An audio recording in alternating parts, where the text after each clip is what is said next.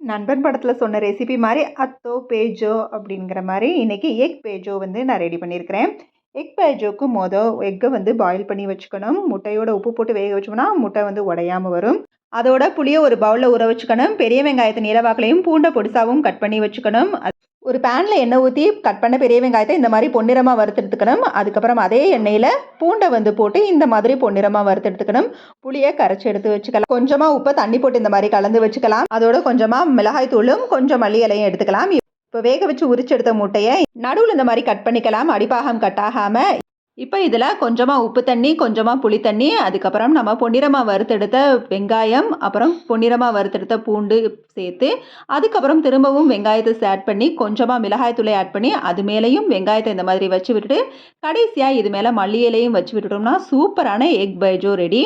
இதில் தேவைப்பட்டால் மிளகாய் தூளுக்கு அப்புறமா ஒரு சொட்டு எலுமிச்சை சாறும் சேர்க்கலாம்.